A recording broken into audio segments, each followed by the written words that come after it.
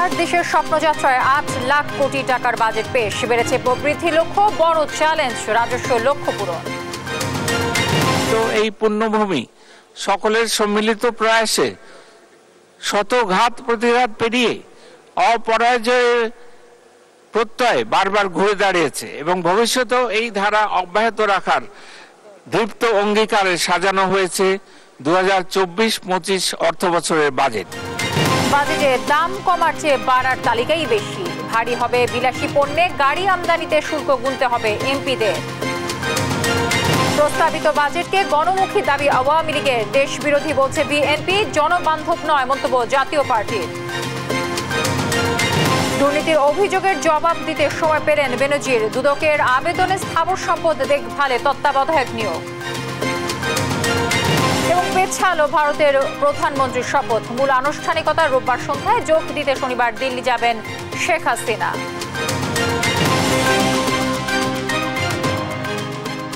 দর্শক, সংবাদ সন্ধ্যায় শুনছিলেন কেএসটিএমটিভার সংবাদ শিরোনামগুলো, সঙ্গে রয়েছে আমি তানজিয়া যুথি। প্রথমেই বাজেট প্রসঙ্গ।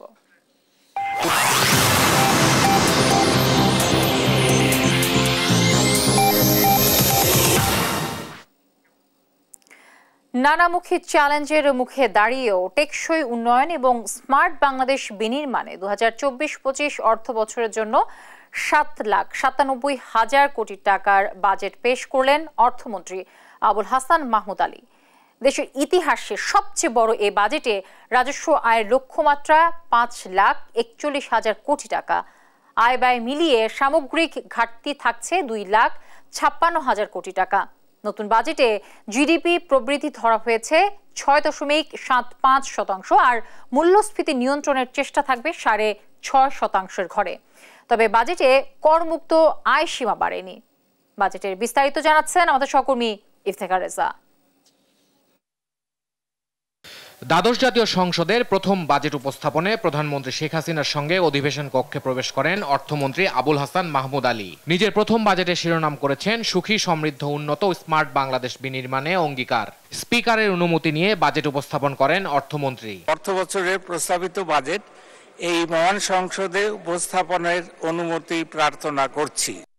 শুরুতে বৈশ্বিক পরিস্থিতি তুলে ধরে তা মোকাবেলায় সরকারের পদক্ষেপ ও উন্নয়ন চিত্র তুলে ধরেন অর্থমন্ত্রী। 2024-25 অর্থ বছরে বাজেটের আকার রেখেছেন 7,97,000 কোটি টাকা, যা চলতি অর্থ বছরের চেয়ে 4% কিছু বেশি। ব্যয় মেটাতে রাজস্ব আয়ের লক্ষ্যমাত্রা ধরা হয়েছে 5,41,000 কোটি টাকা, যার সিংহভাগ যোগাবে জাতীয় রাজস্ব বোর্ড। তাদের লক্ষ্যমাত্রা দেওয়া হয়েছে 4,80,000 কোটি টাকা। কর রাজস্বের পরিমাণ জিডিপির 10% উন্নীত করার লক্ষ্যে প্রশাসনিক সক্ষমতা বৃদ্ধি, কর জাল সম্প্রসারণ এবং কর আদায় ও রাজস্ব ব্যবস্থাপনার অটোমেশন এবং হিউম্যান ইন্টারফেস কমানো ইত্যাদি পদক্ষেপ গ্রহণ করা হচ্ছে। নতুন অর্থ বছরে পরিচালন ব্যয় ধরা হয়েছে 5,06,971 কোটি টাকা, আর উন্নয়ন ব্যয় 2,81,453 কোটি টাকা। এর মধ্যে এডিপিতে বরাদ্দ 2,65,000 কোটি এবং এডিপি বহির্ভূত প্রকল্পে ব্যয় 7,627 কোটি টাকা। আয় ব্যয় মিলিয়ে বাজেটে ঘাটতি 2,51,600 কোটি টাকা। অনুদান বাদ দিলে তা বেড়ে দাঁড়াবে 2,56,000 কোটি টাকায়, যা জিডিপি 4.6%। ঘাটতি মেটাতে বৈদেশিক উৎস থেকে ঋণ নেওয়া হবে 1,27,200 কোটি টাকা, যার 36,500 কোটি টাকা ব্যয় হবে ঋণ পরিশোধে। আর অভ্যন্তরীণ উৎস থেকে 1,60,900 কোটি টাকা ঋণ নেওয়ার পরিকল্পনা রয়েছে সরকারের, যেখানে ব্যাংক খাত থেকে আসবে 1,37,500 কোটি টাকা। নতুন বাজেটে জিডিপি প্রবৃদ্ধির উচ্চাশা বহাল রেখেছেন অর্থমন্ত্রী। অর্থনৈতিক টানাপোড়েনের মধ্যেও প্রবৃদ্ধি লক্ষ্যমাত্রা রেখেছেন 6.75%। টাকার অঙ্কে 55,97,414 কোটি টাকা। আর বাজেটে মূল্যস্ফীতি লক্ষ্যমাত্রা ধরা হয়েছে 6.5%। নতুন অর্থ বছরে মূল্যস্ফীতি নিয়ন্ত্রণকে মূল চ্যালেঞ্জ মানছেন অর্থমন্ত্রী। মূল্যস্ফীতির হার কমিয়ে আনার লক্ষ্যে সংকোচনমূলক মুদ্রানীতি অনুসরণ করা হচ্ছে এবং রাজস্ব নীতিতেও সহায়ক নীতি কৌশল অবলম্বন করা হচ্ছে। মূল্যস্ফীতির চাপ থেকে সাধারণ মানুষকে সুরক্ষা দিতে ফ্যামিলি কার্ড, ওএমএস ইত্যাদি কার্যক্রম জোরদার করা হয়েছে। আমাদের গৃহীত এসব নীতি কৌশলের ফলে আশা করছি আগামী অর্থ বছরে মূল্যস্ফীতি 6.5% নেমে আসবে। এর আগে মন্ত্রিসভায় বিশেষ বৈঠকে 2024-25 অর্থ বছরের প্রস্তাবিত বাজেট অনুমোদন দেওয়া হয়। জাতীয় সংসদ ভবনের মন্ত্রিসভা কক্ষে অনুষ্ঠিত বৈঠকে সভাপতিত্ব করেন প্রধানমন্ত্রী শেখ হাসিনা। ইফতেখার রেজা, দেশ টিভি, ঢাকা। প্রস্তাবিত বাজেটে রাজস্ব খাতে এবারও বড় ধরনের পরিবর্তন এসেছে। এবার রেকর্ড রাজস্ব আয়ের লক্ষ্য দেওয়া হয়েছে জাতীয় রাজস্ব বোর্ডকে। নতুন বাজেটে কালো টাকা সাদা করার সুযোগও প্রসারিত হয়েছে। এতদিন ব্যক্তি পর্যায়ে কালো টাকা সাদা করার সুযোগ থাকলেও এবারই প্রথম প্রতিষ্ঠানের জন্য সে সুযোগ রাখা হয়েছে। এছাড়া ৩৬ বছর পর এমপিদের গাড়ি আমদানির উপর বসানো হয়েছে শুল্ক।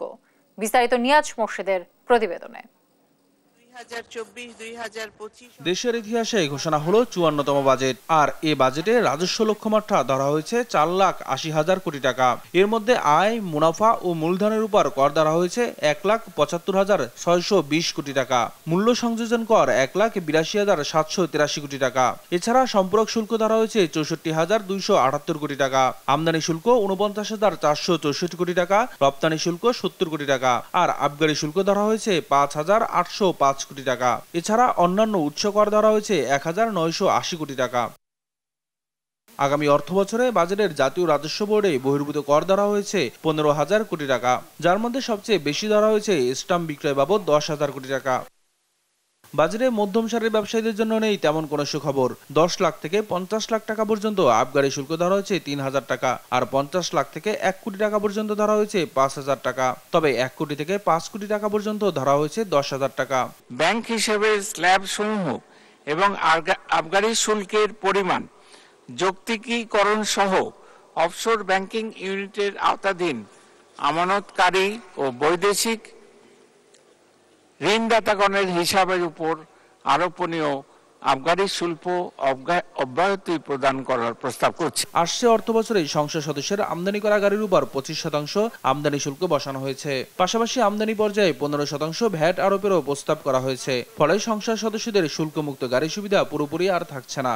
৩৬ বছর ধরে শুল্ক কর ছাড়া গাড়ি আমদানির সুযোগ পেয়ে আসছিলেন এমপিরা। মাননীয় সংসদ সদস্যগণ কর্তৃক গাড়ি আমদানির ক্ষেত্রে শুল্ক কর অব্যাহতির সুবিধা সংক্রান্ত বিধানটি পরিবর্তন করা যেতে পারে।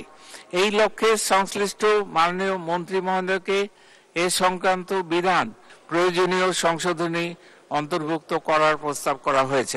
আর কালো টাকা সাদা করার সুযোগ ব্যক্তি ছাড়াও থাকছে এবার প্রতিষ্ঠানেরও। নগদ টাকা ১৫% কর দিয়ে বিনা প্রশ্নে কালো টাকা সাদা করা যাবে। তবে এ নিয়ে রয়েছে মিশ্র প্রতিক্রিয়া। অর্থ বিল ২০২৪ সংসদে উত্থাপিত হলো। নিয়াজ মোর্শেদ, দেশ টিভি, ঢাকা। বাজেট ঘোষণার পর সবার চোখ থাকে কোন পণ্যের দাম কমছে আর কোন পণ্যের দাম বাড়ছে সেদিকে। এবার সিগারেট, এসি, ফ্রিজ, মোটরসাইকেল ও বিনোদন সেবায় দাম বাড়তে পারে, আর কমতে পারে প্যাকেটজাত গুঁড়ো দুধ, দেশীয় মোটরসাইকেল ও ডেঙ্গু কিট সহ নানা পণ্যের দাম। এবারও দাম কমার চেয়ে দাম বাড়ার তালিকাই বেশি। এ নিয়ে বিস্তারিত জানাচ্ছেন ফখরুল ইসলাম।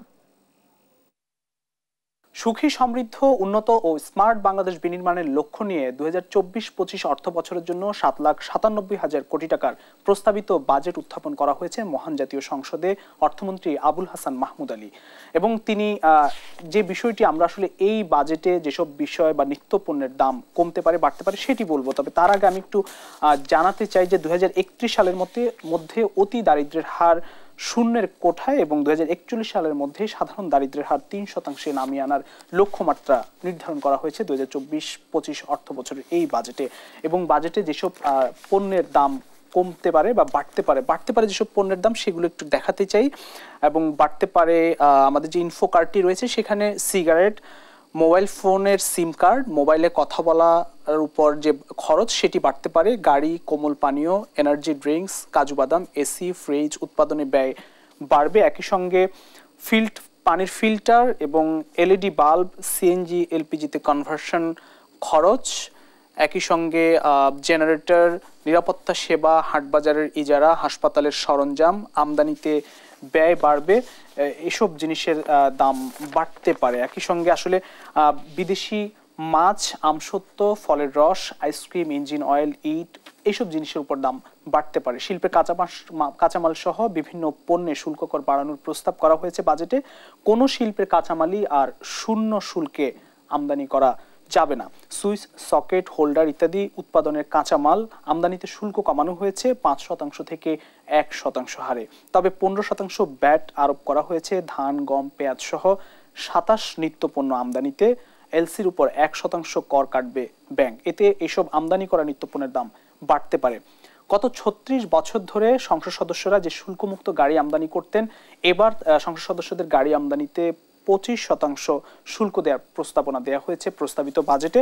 আগামী জুলাই থেকে 15% কর দিয়ে বিনা প্রশ্নে অবৈধভাবে বা কালো টাকা সাদা করা যাবে, অর্থাৎ অবৈধ যে টাকা বা কালো টাকা সেগুলো সাদা করা যাবে, এমন প্রস্তাবনাও কিন্তু 2024-25 অর্থ বছরের বাজেটে দেওয়া হয়েছে। যেসব টাকা দিয়ে জমি, ফ্ল্যাট কিংবা অ্যাপার্টমেন্ট কিনতে পারবেন। আর যেসব নিত্যপণ্যগুলোর কিন্তু দাম এবারের বাজেটে অর্থাৎ 2024-25 অর্থ বছরের বাজেটে কমতে যাচ্ছে, সেগুলো একটু আমাদের ইনফো কার্ডের মাধ্যমে একটু দেখাতে চাই। যেসব পণ্যগুলোর দাম কমতে পারে: প্যাকেটজাত গুঁড়া দুধ, বিদেশি চকলেট, ল্যাপটপ, নির্মাণ সামগ্রী, সুইচ, সকেট, ইলেকট্রিক মোটর, এরপর আছে মোটরসাইকেল, কিডনি ডায়ালিসিসের ফিল্টার, ডেঙ্গু কিট, ক্যান্সারের চিকিৎসা খরচ, এগুলো কিন্তু কমতে পারে। আগেই বলা হয়েছে। এছাড়া বিদেশি পোশাক, ক্যান্সার ওষুধের কাঁচামাল, শুকনা ফল, মাশরুম, চা, গ্রিন টি, কফি ইত্যাদি ক্ষেত্রে শুল্ক কর ও শুল্কায়ন মূল্যে বিভিন্ন পরিবর্তন আনা হয়েছে, যার ফলে আসলে দাম কমার একটি সুযোগ তৈরি হয়েছে। এইটি হচ্ছে শেখ হাসিনা সরকারের 21তম বাজেট, অর্থাৎ বাংলাদেশের 54তম বাজেট। 2024-25 অর্থ বছরে 7,97,000 কোটি টাকার প্রস্তাবিত যে বাজেট, সে বাজেটে যেসব পণ্যের দাম অর্থাৎ মূল্য বৃদ্ধি বা কমবে, সেগুলো কিন্তু আমি দেখিয়ে দিলাম আমার ইনফো কার্ডের মাধ্যমে। এই ছিল আমার কাছে সবশেষ পরিস্থিতি। 2031 সালের মধ্যে অতি দারিদ্র্যের হার শূন্যের কোটায় এবং 2041 সালের মধ্যে সাধারণ দারিদ্র্যের হার 3% নামিয়ে আনতে প্রস্তাবিত বাজেটে বিশেষ গুরুত্ব দিয়েছেন অর্থমন্ত্রী। 2041 সালের মধ্যে সুখী, সমৃদ্ধ, উন্নত এবং স্মার্ট বাংলাদেশ বিনির্মাণে উন্নয়নশীল দেশের জন্য বাংলাদেশ রোল মডেল বলেও জানান তিনি। সর্বোপরি নির্বাচনী ইশতেহারের প্রতিশ্রুতি বাস্তবায়নই 2024-25 অর্থ বছরের বাজেটের মূল লক্ষ্য। বিস্তারিত জান্নাতুল মোহনার প্রতিবেদনে থাকছে। বাংলাদেশ এখন বিশ্বের 33তম বৃহৎ অর্থনীতির দেশ। 2041 সালের মধ্যে স্মার্ট বাংলাদেশ বিনির্মাণে দরকার সমতা ও ন্যায়ভিত্তিক সুখী সমাজ ব্যবস্থা। এজন্য প্রয়োজন ডিজিটাল অর্থনীতি এবং বিজ্ঞান ও প্রযুক্তি নির্ভর সাক্ষরতা। বৃহস্পতিবার আগামী অর্থ বছরের বাজেট অধিবেশনে সুখী, সমৃদ্ধ, উন্নত, স্মার্ট বাংলাদেশ বিনির্মাণে অঙ্গীকার করেন অর্থমন্ত্রী আবুল হাসান মাহমুদ আলী। আমরা এগিয়ে যাব অপার সম্ভাবনাময় আগামীর পথে ইনশাআল্লাহ।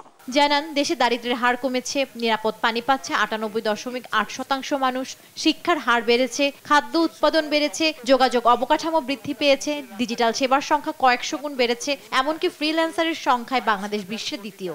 জিডিপির গড় প্রবৃদ্ধি হয়েছে 6.7% বেশি। দারিদ্র্যের হার 18.7% এবং অতি দারিদ্র্যের হার 5.6% নেমে এসছে।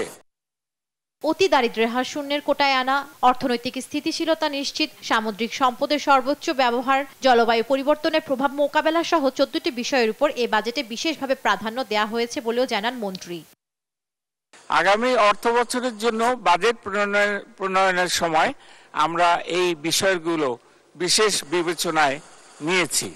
সর্বোপরি 2041 সালের মধ্যে সুখী, সমৃদ্ধ, উন্নত, স্মার্ট বাংলাদেশ বিনির্মাণে প্রতিটি খাতে শতভাগ আধুনিকায়ন ও প্রযুক্তির সর্বোচ্চ ব্যবহারে গুরুত্ব দেওয়া হয়েছে বলে জানান অর্থমন্ত্রী। ভৌত, সামাজিক ও প্রযুক্তি অবকাঠামো বিনির্মাণের প্রতি জোর দেওয়া হয়েছে। জান্নাতুল মোহনা, দেশ টিভি, ঢাকা।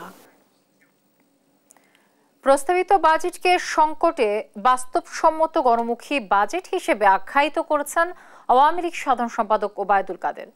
সংসদ ভবনে সাংবাদিকদের দেয়া প্রতিক্রিয়ায় তিনি একথা জানান।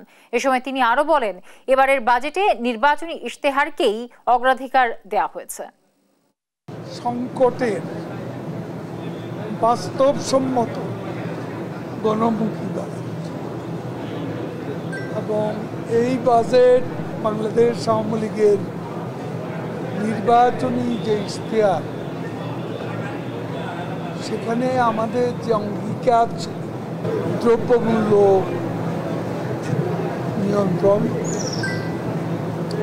কর্মসংস্থান, সোশ্যাল সেফটি নেটওয়ার্ক, এই বিষয়গুলোকে গুরুত্ব দেওয়া হচ্ছে।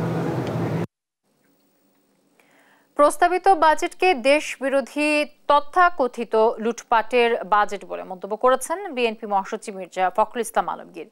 গুলশানে বিএনপি চেয়ারপারসনের রাজনৈতিক কার্যালয়ের সামনে সাংবাদিকদের সাথে আলাপকালে বিএনপি মহাসচিব তাৎক্ষণিক প্রতিক্রিয়ায় এমন দাবি করেন মির্জা ফখরুল। নতুন করে লুট করার পরিকল্পনা করা হয়েছে, অর্থাৎ এই যে আপনাদের সেই তথাকথিত বাজেট যেটা দেওয়া হয়েছে আর কি, এই বাজেটে আপনার আয়ের চেয়ে ব্যয় অনেক বেশি, এবং আপনার যে সমস্ত জায়গাগুলোতে আপনার আয়ের অংশ দেখানো হচ্ছে তাতে করে সাধারণ মানুষের উপরে সমস্ত বোঝাটা গিয়ে পড়ে যাচ্ছে। কয় রূপপুর আপনার প্ল্যান্ট, কোথায় রূপপুর প্ল্যান্ট? এখন তো রূপপুর প্ল্যান্ট কোনো হচ্ছে না, একটু এগোচ্ছে না। কোথায় গেল আপনার সেই পায়রা বন্দর, সেই বন্দরের কাজগুলো কোথায় গেল? আর কি আপনার ফ্লাইওভার, এলিভেটেড এক্সপ্রেসওয়ে, খুব ভালো কথা, বাট ইন হোয়াট ওয়ে আপনি সাধারণ মানুষের সমস্যাগুলো সমাধান করছেন?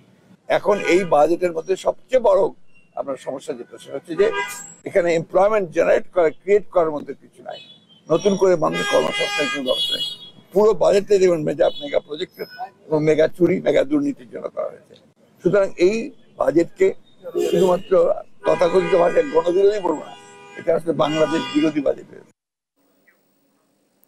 এদিকে সংসদে বিরোধী দলীয় নেতা ও জাতীয় পার্টি চেয়ারম্যান জিএম কাদের দাবি করেছেন প্রস্তাবিত বাজেট জনবান্ধব নয়, করের বোঝা বাড়বে জনগণের উপর। রাজধানীতে বাজেট প্রতিক্রিয়ায় তিনি একথা বলেন।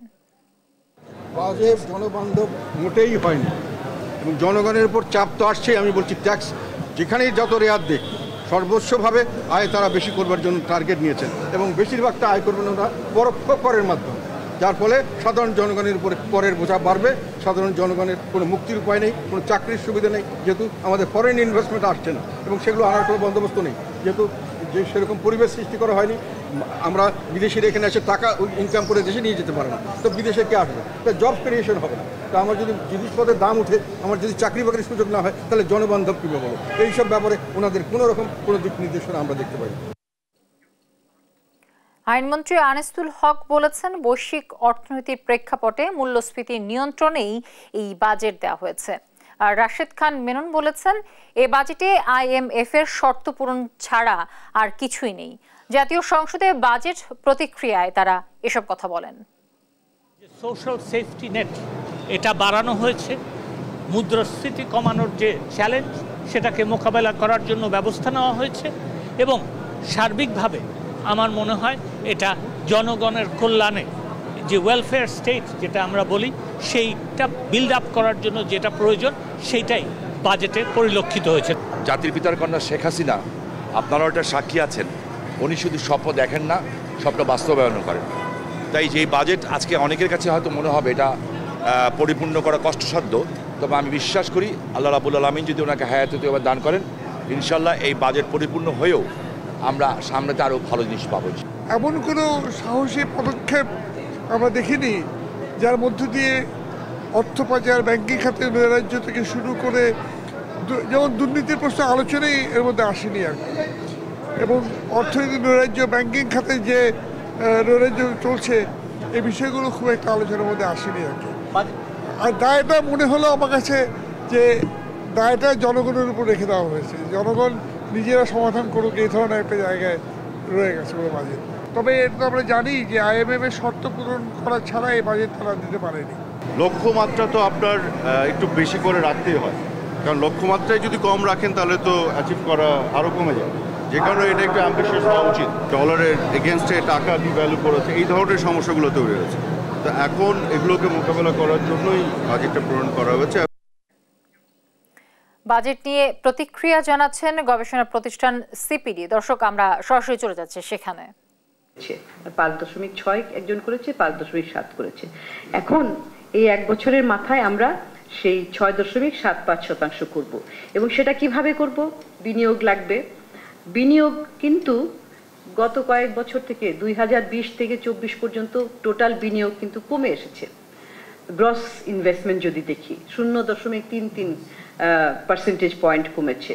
এখানে দেখানো হচ্ছে যে বাড়বে, এটা 2024-এ 30.98% প্রক্ষেপণ, 2025-এ 33.41%। এবং আরেকটা সবচেয়ে গুরুত্বপূর্ণ হচ্ছে যে ব্যক্তি খাতের বিনিয়োগ 2024-এ কিন্তু কমে গিয়েছে 23.51%। এটা আগামী বছর 27.34%।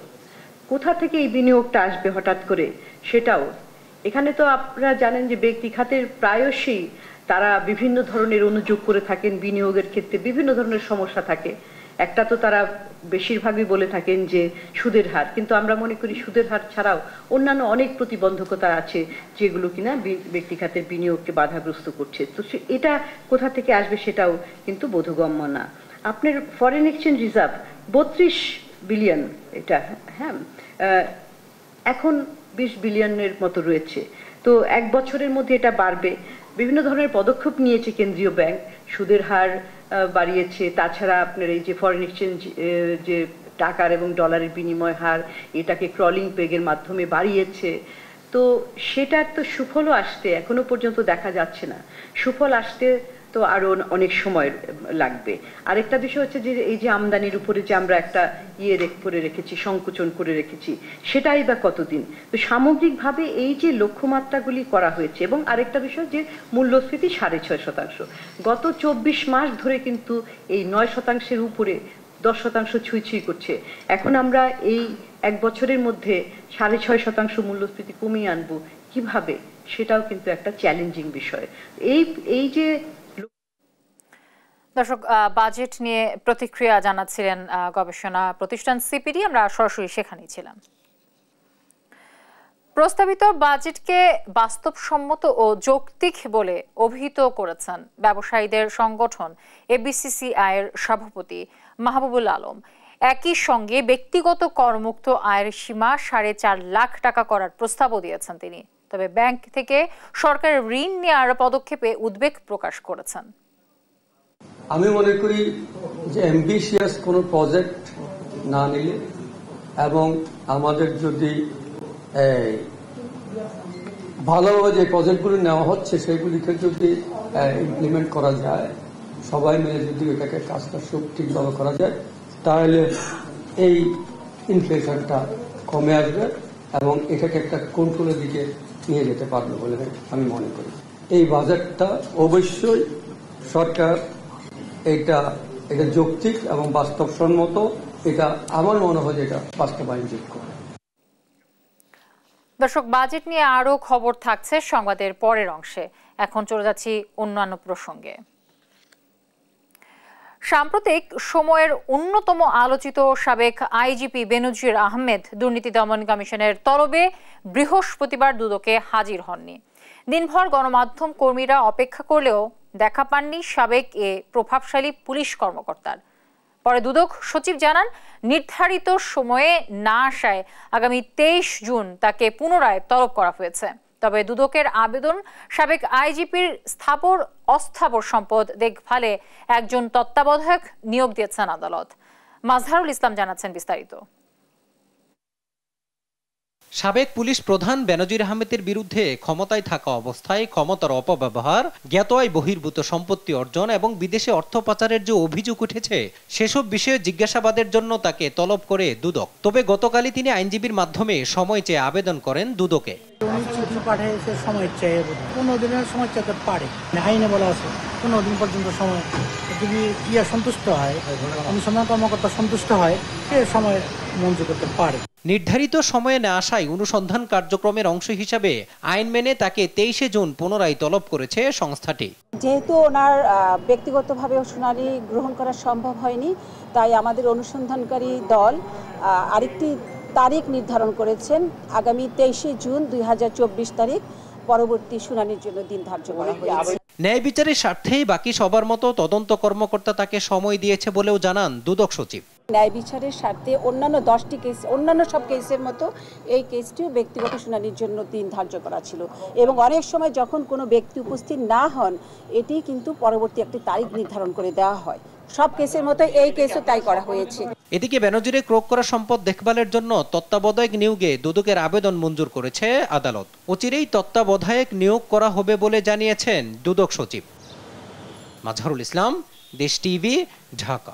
2024-25 অর্থ বছরের প্রস্তাবিত বাজেটে শিক্ষা খাতে বরাদ্দ বেড়েছে, যা গেল অর্থ বছরের চেয়ে 6,547 কোটি টাকা বেশি। বিশেষ গুরুত্ব দেওয়া হয়েছে স্বাস্থ্য খাতেও। প্রস্তাব করা হয়েছে 41,407 কোটি টাকা।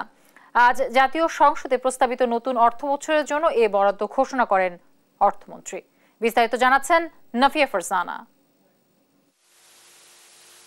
সুখী, সমৃদ্ধ, উন্নত ও স্মার্ট বাংলাদেশ বিনির্মাণের অঙ্গীকার, এই প্রতিপাদ্যকে সামনে রেখে বর্তমান সরকারের নতুন মেয়াদে প্রথম বাজেট ঘোষণা করেছেন অর্থমন্ত্রী আবুল হাসান মাহমুদ আলী।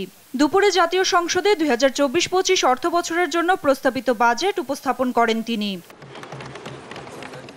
এবারের প্রস্তাবিত বাজেটে শিক্ষা খাতের মান উন্নয়নের দিককে বিশেষ গুরুত্ব দেওয়া হয়েছে। এ লক্ষ্যে বাজেটে শিক্ষা খাতে বরাদ্দ দেওয়া হয়েছে 94,710 কোটি টাকা, যা 2023-24 অর্থ বছরের চেয়ে 6,547 কোটি টাকা বেশি। অর্থমন্ত্রী বলেন, স্মার্ট বাংলাদেশ গড়ার স্বপ্ন সফল করতে হলে ভবিষ্যৎ প্রজন্মকে বিজ্ঞান, প্রযুক্তি ও কারিগরি শিক্ষায় উপযুক্তভাবে গড়ে তুলতে হবে। 2041 সালের মধ্যে উন্নত, সমৃদ্ধ, স্মার্ট বাংলাদেশ গড়ার স্বপ্ন সফল করতে হলে আমাদের ভবিষ্যৎ প্রজন্মকে বিজ্ঞান, প্রযুক্তি ও কারিগরি শিক্ষায় উপযুক্তভাবে গড়ে তুলতে হবে। এদিকে স্বাস্থ্যসেবা ও স্বাস্থ্য শিক্ষা ও পরিবার কল্যাণের অব্যাহত অগ্রগতি বজায় রাখতে বরাদ্দ বাড়ানো হয়েছে স্বাস্থ্য খাতেও। এবারের প্রস্তাবিত বাজেটে স্বাস্থ্য খাতে 41,407 কোটি টাকা বরাদ্দের প্রস্তাব করা হয়েছে, যা 2023-24 অর্থ বছরে ছিল 38,051 কোটি টাকা। স্বাস্থ্য সেবা এবং স্বাস্থ্য শিক্ষা ও পরিবার কল্যাণের অব্যাহত অগ্রগতি বজায় রাখার নিমিত্ত আগামী 2024-25 অর্থ বছরে 41,407 কোটি টাকা বরাদ্দের প্রস্তাব করছি, যা 2023-24 অর্থ বছরে ছিল 38,051 কোটি টাকা।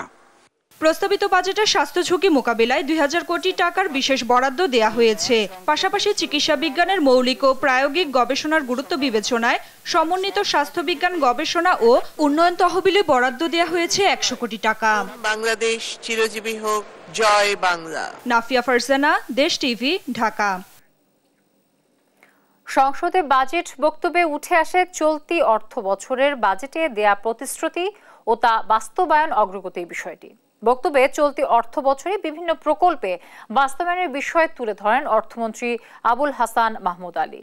বিস্তারিত জুবাইর রাসিনের রিপোর্টে। 2024-25 অর্থ বছরের প্রস্তাবিত বাজেটের অর্থমন্ত্রীর বক্তব্যে উঠে আসে চলতি অর্থ বছরের বাজেটে দেয়া প্রতিশ্রুতি ও তার বাস্তবায়ন অগ্রগতির বিষয়। সংসদে অর্থমন্ত্রী জানান, প্রধানমন্ত্রী সার্বজনীন পেনশন স্কিম উদ্বোধনের পর বর্তমানে প্রবাস, প্রগতি, সুরক্ষা ও সমতা নামের 4টি স্কিম চলমান। পদ্মা সেতু রেল সংযোগ উদ্বোধনের পর ঢাকা ভাঙ্গা নিয়মিত 4 জোড়া ট্রেন চলাচল করছে। আগারগাঁও থেকে মতিঝিল পর্যন্ত মেট্রো রেল উদ্বোধনের পর প্রতিদিন গড়ে 2,75,000 যাত্রী মেট্রো রেলে যাতায়াত করছেন বলেও জানান অর্থমন্ত্রী। পদ্মা সেতুর মাধ্যমে দক্ষিণ পশ্চিমাঞ্চলের সঙ্গে দেশের অন্যান্য অঞ্চল, বিশেষ করে উত্তর মধ্যাঞ্চলের সংযোগ সৃষ্টি হওয়ায় দক্ষিণাঞ্চলে ব্যাপক কর্মচাঞ্চল্য সৃষ্টি হয়েছে। এছাড়া চট্টগ্রাম শহরে কর্ণফুলী নদীর তলদেশে নির্মিত বঙ্গবন্ধু শেখ মুজিবুর রহমান টানেল যান চলাচলের জন্য উন্মুক্ত করে দেওয়া হয়েছে। ঢাকা শহরের যানজট নিরসনের লক্ষ্যে একাধিক এলিভেটেড এক্সপ্রেসওয়ে নির্মাণ কাজ চলমান রয়েছে। চলতি অর্থ বছরে দোহাজারী থেকে কক্সবাজার পর্যন্ত নবনির্মিত রেলপথের উদ্বোধন করা হয়। এছাড়া আখাউড়া আগরতলা ইন্টারচেঞ্জ পয়েন্ট, খুলনা থেকে মোংলা বন্দর পর্যন্ত রেল লাইন উদ্বোধন করা হয়েছে। ঢাকার জলাবদ্ধতা দূরীকরণে খাল পুনরুদ্ধার, সংস্কার ও নান্দনিক পরিবেশ সৃষ্টি শীর্ষক প্রকল্প বাস্তবায়নাধীন। খুলনা হতে মোংলা সমুদ্র বন্দর পর্যন্ত 64.75 কিলোমিটার ব্রডগেজ রেলওয়ে লাইন নির্মাণ শেষে উদ্বোধন করা হয়েছে। ঢাকা হতে কক্সবাজার নতুন রেল যোগাযোগ চালু হওয়ায় উক্ত সেকশনটি ট্রান্স এশিয়ান রেলওয়ে এবং উপ আঞ্চলিক করিডোরের একটি বড় অংশ হিসেবে কাজ করার সম্ভাবনা তৈরি হয়েছে। শত ঘাত প্রতিঘাত পেরিয়ে অপরাজয় প্রত্যয়ে বারবার ঘুরে দাঁড়িয়েছে বাংলাদেশ। ভবিষ্যতেও এ ধারা অব্যাহত রাখতে সাজানো হয়েছে 2024-25 অর্থবছরের বাজেট ঘোষণায় জানান অর্থমন্ত্রী। শত ঘাত প্রতিঘাত পেরিয়ে অপরাজয়ের প্রত্যয় বারবার ঘুরে দাঁড়িয়েছে এবং ভবিষ্যতেও এই ধারা অব্যাহত রাখার দৃপ্ত অঙ্গীকারে সাজানো হয়েছে 2024-25 অর্থবছরের বাজেট। Zubair Rajin, news desk, Desh TV. রোববার সন্ধ্যায় তৃতীয় মেয়াদে আবারও শপথ নিতে যাচ্ছেন নরেন্দ্র মোদী। এর আগে শনিবার শপথ নেয়ার কথা থাকলেও তা পরিবর্তনের ঘোষণা আসে। তবে লোকসভা নির্বাচনে একক সংখ্যা গরিষ্ঠতা না পাওয়ায় জোট সরকার গঠন করছে বিজেপি নেতৃত্বাধীন এনডিএ জোট। এদিকে বিরোধী দল হয়ে লোকসভায় থাকার সিদ্ধান্ত নিয়েছে কংগ্রেস নেতৃত্বাধীন জোট ইন্ডিয়া। এদিকে নরেন্দ্র মোদীর শপথ অনুষ্ঠানে যোগ দিতে শনিবার ভারত যাচ্ছেন প্রধানমন্ত্রী শেখ হাসিনা। আফরিন মৌয়ের রিপোর্টে আমরা বাকিটা জানব। বুধবার সন্ধ্যায় নয়াদিল্লিতে প্রধানমন্ত্রীর বাসভবনে নরেন্দ্র মোদী ও বিজেপি হাইকমান্ডের সঙ্গে জরুরি বৈঠক করে শরিক দলগুলো। তাতে যোগ দিতে দিল্লি আসেন বিহার থেকে নীতিশ কুমার, চিরাগ পাসওয়ান, তেলেঙ্গু দেশম পার্টির প্রধান চন্দ্রবাবু নাইডু সহ 21 জন নেতা। বৈঠকে নরেন্দ্র মোদীর নেতৃত্বেই ভরসা রাখার কথা জানান জোট সরকারে হঠাৎ সবচেয়ে গুরুত্বপূর্ণ হয়ে ওঠা নীতিশ কুমার, চন্দ্রবাবু নাইডু ছাড়াও অন্যান্যরা। পরে এনডিএর দলনেতা হিসেবে নির্বাচিত করা হয় মোদীর নাম। उस बैठक में जो अगला जो थर्ड टर्म देश की जनता ने दिया है एनडीए को, उसके लिए उनको धन्यवाद दिया गया। उनका जो एफर्ट रहा, उनके लीडरशिप में ये पूरा चुनाव लड़ा गया और जल्दी ही बैठक होगी जो हमारे जितने सांसद चुन के आए हैं और उसके बाद हम लोग स्टेक क्लेम करेंगे और सरकार का फॉर्मेशन। একই দিন রাতে রাষ্ট্রপতির আমন্ত্রণে নৈশভোজে যান মোদী ও তার মন্ত্রী পরিষদের সদস্যরা। সেখানেই রাষ্ট্রপতিকে সরকার গঠনের দাবি জানিয়ে চিঠি দেওয়া হলে সরকার গঠনের জন্য এনডিএকে আমন্ত্রণ জানান দ্রৌপদী মুর্মু। এদিকে ভারতীয় গণমাধ্যমের বরাতে জানা যায় শনিবার শপথ গ্রহণের কথা রয়েছে। এর মধ্য দিয়ে জওহরলাল নেহরুর পর মোদী হতে যাচ্ছেন ভারতের টানা তৃতীয় দফার প্রধানমন্ত্রী।